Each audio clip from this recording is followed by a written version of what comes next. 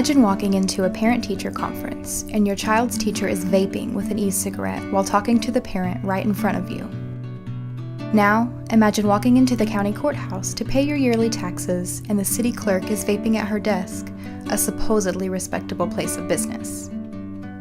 Now picture this. You bring your children to the park to build their first sandcastle. Your 2-year-old finds an almost empty vape cartridge and puts it in her mouth before you can snatch it from her hands. You rush her to the hospital hoping she didn't ingest too much nicotine. You know it could be lethal. Not so pretty scenarios, right?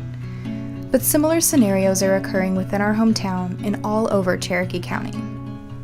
E-cigarettes are falsely being marketed as a tool to stop smoking. They are attracting our youth using colorful and kid-themed cartridges and child-friendly flavors. The refills are mixed in the back of an unregulated vapor shops that are popping up all over Tahlequah. Furthermore, our precious youth are being exposed to toxic carcinogens and negative role modeling of a highly addictive substance. This is not something I want for my community. What about you?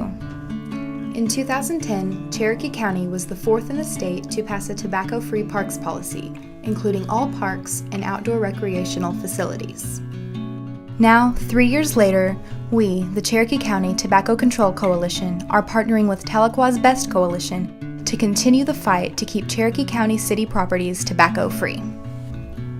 In October of 2013, we met with the mayor of Tahlequah to form a game plan on passing an ordinance that would prohibit electronic smoking devices on all city-owned property.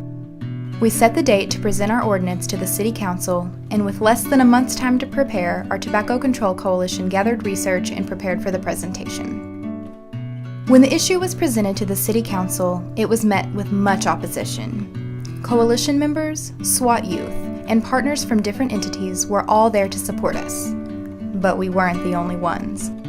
The opposing side also had a number of supporters. No decision by the council was made regarding the ordinance at that time, and at the end of the night, we walked away from the experience with a ton of media attention and the understanding that we would need to gather more research and community support before attempting to pass the ordinance at the next meeting. After that council meeting, 6 of our county schools went vape-free. Several of our businesses agreed to go vape-free, and the state of Oklahoma banned electronic cigarettes from all state property. After all of this and attending many conferences, webinars, and trainings regarding the issue of vaping in our community, our coalition decided it was time to move forward and bring the ordinance to the City Council yet again. We set a second date for March 4th, 2014 and began to go through the same process. This time, we were more prepared. We gave packets to our City Council members a week before City Council to educate them on exactly what we were trying to pass. We wrote key messages for all of our coalition members and partners to ensure we were all on the same page.